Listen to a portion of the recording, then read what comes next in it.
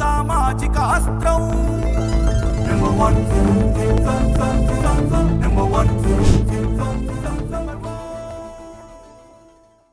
నమస్తే, welcome to number 1 news. నేను హాసిని. మోంతా తీవ్ర తుఫాను మంగళవారం రాత్రి లేదా బుధవారం ఉదయంలోగా మచిలీపట్నం, కళింగపట్నం, ఇంచుమించు కోస్తా ఆంధ్ర ప్రాంతాల్లో తీరం దాటే అవకాశం ఉందని ఐఎండీ తెలిపింది. తుఫాన్ తీరం దాటే సమయంలో 90 నుంచి 110 కిలోమీటర్ల వేగంతో ఈదురుగాలులు వీస్తాయని వెల్లడించారు. మోంతా తుఫాన్ ప్రభావంతో ఏపీలో అత్యంత భారీ వర్షాలు కురిసే అవకాశం ఉందని విశాఖ తుఫాన్ హెచ్చరికల కేంద్రం వెల్లడించింది.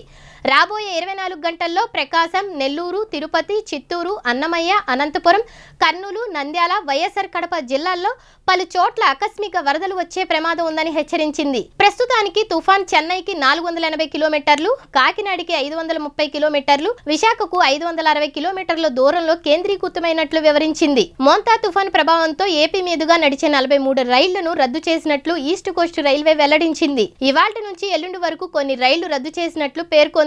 ప్రయాణికుల భద్రత కోసమే నిర్ణయం తీసుకున్నట్లు తెలిపింది. ప్రయాణానికి ముందు రైలు స్టేటస్ చూసుకోవాలని సూచించింది. సీఎం చంద్రబాబు టెలికాన్ఫరెన్స్ నిర్వహించారు. పునరావాస కేంద్రాల్లో ఒక్కో కుటుంబానికి 3,000 రూపాయల చొప్పున నగదు, 25 కేజీల బియ్యం సహా నిత్యావసరాల పంపిణీ చేయాలని ఆదేశించారు. మెడికల్ క్యాంపులు నిర్వహించాలని, నాణ్యమైన ఆహారాన్ని అందించాలని సూచించారు. రాష్ట్రంలో ఎక్కడా చెరువులు, కాలువగట్లు తెగిపోకుండా చూడాలని, ప్రజలెవరూ బయటకు రాకుండా చూసుకోవాలని తెలిపారు. మరిన్ని లేటెస్ట్ అప్డేట్స్ కోసం చూస్తూనే ఉండండి నెంబర్ 1 న్యూస్. సామాన్యుడి చేతిలో సామాజిక అస్త్రం.